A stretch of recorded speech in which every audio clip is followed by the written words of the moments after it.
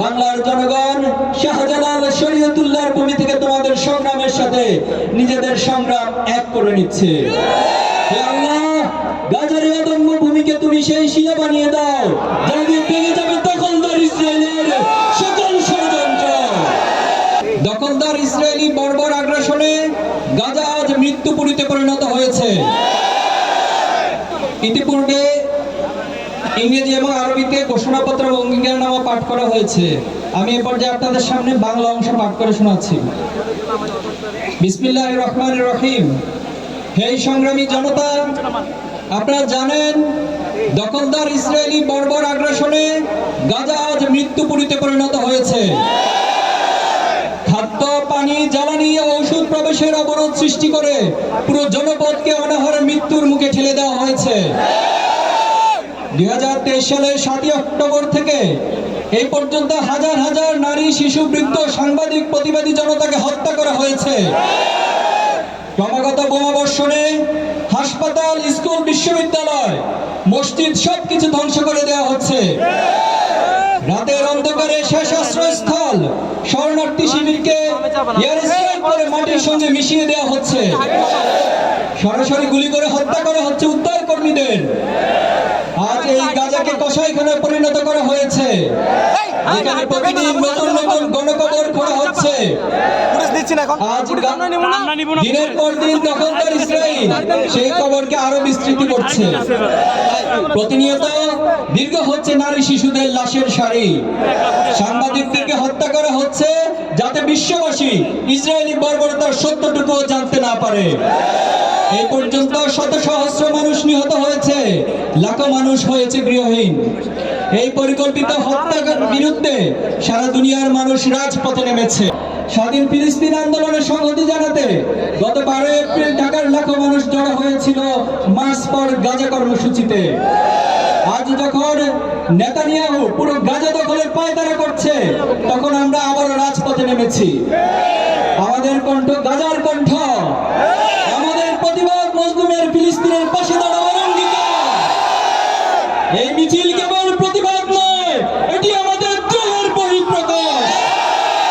দীর্ঘ সংগ্রাম ও সমর্থনের ধারাবাহিকতা, এটি আমাদের অঙ্গীকার। গাজার প্রতিটি শিশুর কান্নার পাশে আমরা দাঁড়াবো, প্রতিটি শহীদের রক্তের ঋণ আমরা শোধ করব। আমরা মাজলুম ফিলিস্তিনের পাশে দাঁড়িয়ে আজ এই আহ্বান করছি। জাতিসংঘ, আন্তর্জাতিক সম্প্রদায়ের প্রতি আমাদের আহ্বান, যেহেতু ইতিমধ্যে 62,000-এরও বেশি মানুষ নিহত হয়েছে, এর মধ্যে 18,000-এরও বেশি শিশু রয়েছে এবং সেখানকার 80% বেশি ভবন ধ্বংস করা হয়েছে। হাসপাতাল, স্কুল, বিশ্ববিদ্যালয় মাটির সঙ্গে মিশে গেছে এবং জাতিসংঘ নিজেই বলেছে গাজা আজ মানবতার কবরস্থানে পরিণত হয়েছে।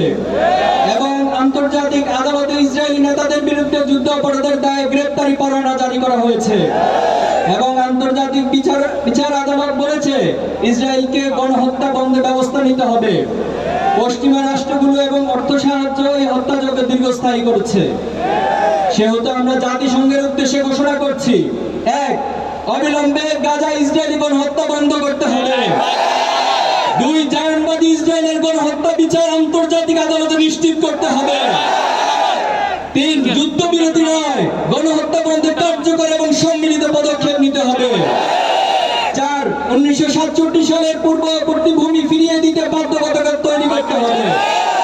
5. পূর্ব জেরুজালেমকে ফিলিস্তিন রাষ্ট্রের স্বাধীন রাজধানী হিসেবে আন্তর্জাতিকভাবে স্বীকৃতি দিতে হবে।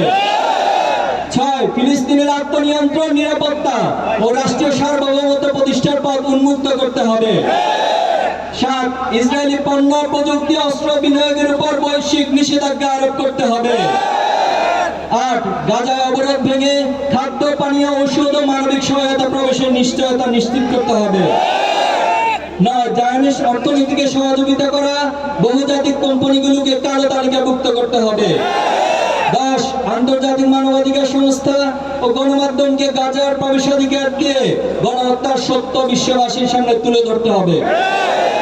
মুসলিম উম্মার নেতৃবৃন্দের প্রতি আহ্বান, যেহেতু ফিলিস্তিন শুধু একটি জমিনের নাম নয়, এটি আমাদের অস্তিত্বের প্রতীক, এটি উম্মার আত্মপরিচয়। গাজার রক্তস্রোত আমাদের সম্মিলিত ব্যর্থতার সাক্ষী হয়ে আছে। ইসরায়েল একটি অবৈধ দখলদার শক্তি, যে উম্মার প্রথম কিবলা আল আকসাকে মুছে ফেলার শয়তানি প্রচেষ্টা লিপ্ত রয়েছে। অথচ বিশ্ববাসী, বিশেষত মুসলিম এবং আরব দুনিয়া তার কাঙ্ক্ষিত ভূমিকা পালন করতে পারছে না। সেহেতু আমরা মুসলিম বিশ্বের নেতৃবৃন্দ ওআইসির উদ্দেশ্যে ঘোষণা করছি: 1. ইসরায়েলের সঙ্গে সকল কূটনৈতিক, সামরিক, অর্থনৈতিক ও বাণিজ্যিক সম্পর্ক অবিলম্বে ছিন্ন করতে হবে। 2. মুসলিম বিশ্বের রাষ্ট্রগুলোকে ইসরায়েলি পণ্য ও কোম্পানির বিরুদ্ধে বয়কট কর্মসূচি জোরদার করতে হবে। 3.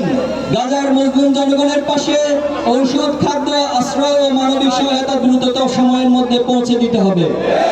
4. আন্তর্জাতিক আদালতে যুদ্ধাপরাধের বিচার প্রক্রিয়া মুসলিম রাষ্ট্রগুলোকে সম্মিলিতভাবে অংশগ্রহণ করতে হবে। 5. ওআইসিকে আরো কার্যকর, ঐক্যবদ্ধ কণ্ঠে ফিলিস্তিন ইস্যুকে আন্তর্জাতিক মহলে উত্থাপন করতে হবে। 6. মুসলিম রাষ্ট্রগুলোকে স্পষ্টভাবে ঘোষণা করতে হবে, ফিলিস্তিন ইস্যুতে ভিন্ন মত ও দ্বিধাদ্বন্দ্বের কোনো স্থান নেই, এটি উম্মার অস্তিত্বের সংগ্রাম। 7. মুসলিম দেশগুলোকে বিশ্বের প্রতিটি প্রান্তে নিপীড়িত মুসলিম ও অধিকার বঞ্চিত জনগোষ্ঠীর অধিকার পক্ষে অবস্থান নিতে হবে। বাংলাদেশের সরকারের প্রতি আহ্বান: যেহেতু বাংলাদেশ একটি স্বাধীনতা সংগ্রামী রাষ্ট্র, যার নৈতিক অবস্থান সবসময় মাজলুমের পাশে এবং জনগণের ধারাবাহিকভাবে গাজার পাশে দাঁড়িয়েছে, সেহেতু আমরা বাংলাদেশের সরকারের উদ্দেশ্যে ঘোষণা করছি: 1. বাংলাদেশের কোন সরকারি, আধা সরকারি বা বেসরকারি প্রতিষ্ঠানের সঙ্গে ইসরায়েলি ও জায়নিস্ট সংশ্লিষ্ট কোম্পানির চুক্তি ও বাণিজ্য থাকলে তা বাতিল করতে হবে। 2. গাজার জন্য রাষ্ট্রীয় পর্যায়ে জরুরি চিকিৎসা সহায়তা, ত্রাণ ও পুনর্গঠনের সরাসরি অবদান নিশ্চিত করতে হবে। 3.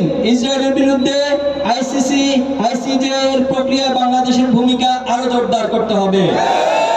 4. জাতীয় অর্থনীতি আমদানি নীতিতে ইসরায়েলি কোম্পানির পণ্য বিনিয়োগ নিষিদ্ধ করতে হবে। 5. পাঠ্যপুস্তকে ফিলিস্তিন ও আল আকসার ইতিহাস অন্তর্ভুক্ত করতে হবে। আমাদের অঙ্গীকার: যেহেতু আল কুদুস আমাদের অস্তিত্বের অংশ, আমাদের বিশ্বাসের প্রাণ কেন্দ্র, বাইতুল মাকদিসের মুক্তি কেবল এক ইতিহাসের অংশ নয়, এটি আমাদের প্রজন্মের দায়িত্ব, দায়িত্বশীলতার পরীক্ষা। আজ যদি আমরা জেগে না উঠি, প্রস্তুত না হই, তবে আমাদের অবস্থার কোনো পরিবর্তন হবে না। আমরা আমাদের ভবিষ্যৎ প্রজন্মকে এই অন্যায়ের ধারাবাহিকতার শিকার হতে দিতে পারি না। সেহেতু আমরা প্রতিজ্ঞা করছি: 1. আমরা বয়কট করব প্রত্যেক সেই পণ্য ও কোম্পানি ও শক্তিকে যারা ইসরায়েলকে টিকিয়ে রেখেছে। 2. আমরা আমাদের প্রজন্মকে প্রস্তুত করব যারা ইসলাম ও মুসলিম উম্মার প্রতীক ও ঐতিহ্যকে রক্ষা করবে। 3. আমরা আমাদের প্রজন্মকে গড়ে তুলব যারা জানমালের ত্যাগে দ্বিধা করবে না। আমরা বিভক্ত হব না, আমরা ঐক্যবদ্ধ থাকব। 5. আমরা অনলাইন ও বৈশ্বিক প্ল্যাটফর্মে ফিলিস্তিনের লড়াইকে শক্তিশালী করব। 6. বিশ্বের কোন প্রান্তকে আমরা নতুন করে আর গাজা সৃষ্টি হতে দিব না। শেষ কথা: গাজার শহীদদের প্রতি শান্তি বর্ষিত হোক, যারা ধ্বংসস্তূপের ভিতর থেকেও প্রতিরোধের শিখা জ্বালিয়ে রেখেছেন। আল কুদুসের অধিবাসীদের প্রতি শান্তি বর্ষিত হোক, যারা নির্ভয়ে উচ্চারণ করে চলেছেন, আল কুদুস আমাদের মর্যাদা এবং আমাদের অধিকার। হে গাজার লড়াকু সৈনিকেরা, তোমাদের রক্ত আজ পৃথিবীর বিবেককে কাঁপিয়ে দিয়েছে। তোমাদের প্রতিরোধ মানবতার ইতিহাসে শপথ হয়ে অঙ্কিত হয়েছে। বাংলার জনগণ শাহজালাল শরীয়তুল্লাহর ভূমি থেকে তোমাদের সংগ্রামের সাথে নিজেদের সংগ্রাম এক করে নিচ্ছে। হে আল্লাহ, গাজার এই অদম্য ভূমিকে তুমি সেই শিলা বানিয়ে দাও, যা দিয়ে ভেঙে যাবে দখলদার ইসরায়েলের সকল ষড়যন্ত্র। সংগ্রামে উপস্থিতি, আমরা ঘোষণা দিতে চাই, আমরা কোন সালাউদ্দিন আইয়ুবের অপেক্ষায় বসে থাকবো না। বাংলাদেশের জমিন থেকে এক একজন সালাউদ্দিন আইয়ুবী হয়ে ইসরায়েলের হাত থেকে ফিলিস্তিন এবং আল কুদুসকে রক্ষা করবো ইনশাআল্লাহ। বাংলাদেশ জিন্দাবাদ, ফিলিস্তিন জিন্দাবাদ।